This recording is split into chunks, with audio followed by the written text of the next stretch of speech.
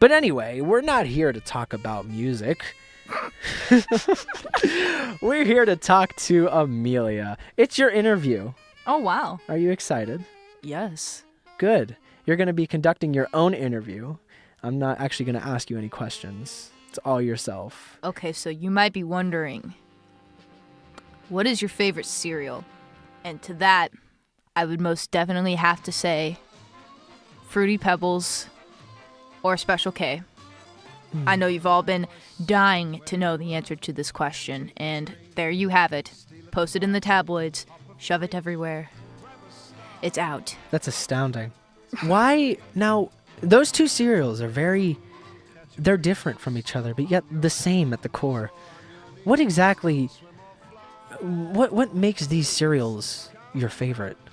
Okay, so I guess I will start with Special K, because I do have a special love for Special K, and it's because it has, if you get the fruit and yogurt one, it has these giant yogurt clusters in it that you'll find. It has like granola and stuff in it, but sometimes you'll find like really big ones, and it's like you've hit the jackpot. It's the best thing ever. And then whenever it comes to Fruity Pebbles, like it's like a bowl of immaturity, and it makes me feel better as a college student sometimes. Right. You gotta be young to really enjoy life. I've heard that from many old people, so I would assume so. I mean, I've been young my entire life. How would I know the difference? I know, right? No, but anyway, let's conduct your real interview starting right now. Okay. So, Amelia, let's get the easy stuff out of the way. Why did you start doing music, and why the genre that you do? Okay, so how I got started in music is actually a really funny story. I started bothering my mom at around 4 years old for a violin. I was like, hey, Mom, you see this thing? It's what I want to do. I don't even remember where I saw one or heard of one. I was just like, this thing right here, this is what I want to do. And so I bothered her for 2 years straight. And then she eventually got me a violin for Christmas. She signed me up for some lessons at some church, and this lady was like, okay, she needs to go to like the college and learn like through Suzuki. And so I did that, and the rest is history. And like eventually I found my singing voice, and I've been developing that pretty much ever since I was around 9. I started playing in bands at around 9 years old. So, it's really just been a period of growth for the last 10 years or so. Like, it's been finding myself as an artist. And, I'll be honest with you, I don't really know where I fit yet as far as genres go. I would definitely describe myself now. My own personal style is like indie alternative, but I find it so hard to put myself in a box, because I feel like that limits you in a way. You're not free to just do anything that you feel at the moment. You kind of have to stick to that guideline, and it's something that I'm not sure like I myself am ready to do yet. Right. Yeah, I've noticed a lot of people nowadays are really trying to not stick to one genre. They're trying to branch out and become their own thing. And it's like a while ago in the music industry, people are really trying to say, I am this genre, I define this genre. But now, and along with, society around us, it's more like we all want to become more individualized, so we go towards being our own selves, which is nice to hear. Next question. This is a good one to ask, especially because we go to a music school, myself included. But the music industry, when it comes to how people are listening to music, it's no longer a buying sort of thing. We have streaming services and subscription stuff. So as an up-and-coming musician, how do you feel on this whole take? Like, yes, more people are listening to your music, but, the whole fact of getting paid isn't really happening. So what's your take on that? So my own personal take, I personally do not use any streaming services. For my senior project in high school, I actually did some research into what these streaming services like actually pay artists and writers and people in the industry. And it was minuscule, very just sad really to see the data on this. They pay you basically 0.0007 cents for every play that you get. So, something could get 17 billion streams and you'll get like $5,000 in the mail. And I mean, that's nothing to sneeze at. Like, that's something you can eat off of. But for 17 billion streams, It's Right. just tough. It's tough in the industry now because we're still trying to figure out what to do with the advent of these streaming services. And I mean, personally, I support the buying of albums and singles. Like, if I like a song, typically I will try to buy it because I want to support what they do.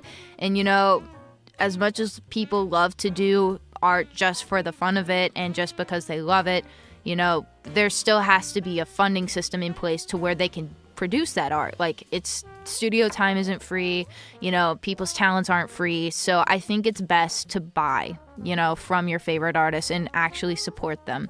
And, there's some artists that actually have all their music on their website. They don't even go through services like iTunes, and it's just tough to figure out what you should do to make everything more centralized, because I think the more your music gets scattered around, the harder it is to find. Right, exactly. And I think if you get pretty much everything in like one location, like all my stuff is here. First of all, it's easier to find, and like secondly, if you're going through a platform that mainly does purchase type stuff like iTunes, that helps, Right. Yeah, that's a very good answer, though. I didn't realize you were so well versed in the topic. I'm glad I asked it. Last question for you, and it's a typical last question, but I guarantee there are people out there who are genuinely curious. What is your goal overall for music? Like, what are you aiming for, and if you're even aiming for anything? Like, what do you want your career to look like in 5, 10, 15, 20 years?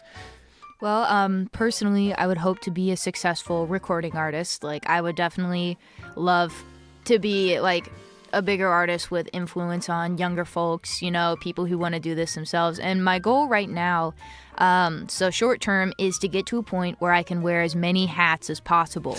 The more you can do yourself, the better off you are. Because, I mean, the industry has changed so much from even 10 years ago. The more you can do yourself right now, the better. Yeah, that's so true. you want...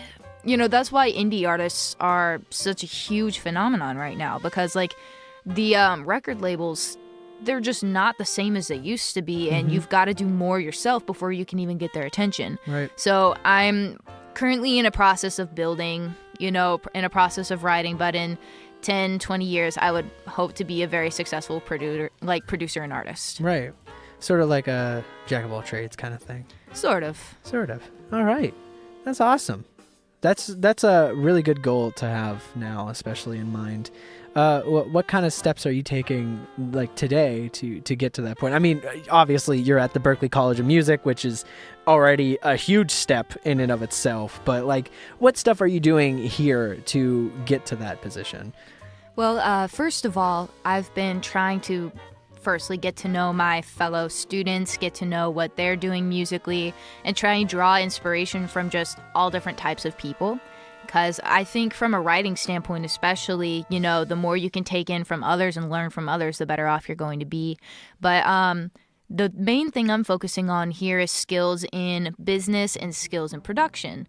So I am a music production and engineering major because I would like to be able to, first of all, either do my own recordings myself, or to be able to tell engineers what I would like on my albums. So to be able to say, hey, I need more of this and less of this, and actually be educated in what I'm trying to tell them. Because I think between artists and producers and engineers, there's kind of a language barrier, because there's a lot of lingo and stuff that goes on in the production and engineering world that as artists we just don't really know.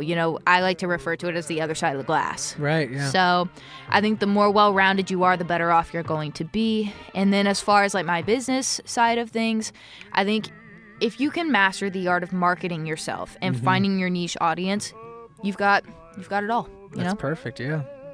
That's awesome. Really great answers. And speaking of things that are great, the next song coming up is by an artist titled Cindy Lattin. She will be here next week, actually, but let's not focus on the future. Let's stay in the present, right here and right now with Amelia Eisenhauer. And a great interview. I would applaud, but I don't have hands. Oh. Yeah. That's unfortunate. I lost them in the accident. I used to be an adventurer like you until it took an arrow to the knee.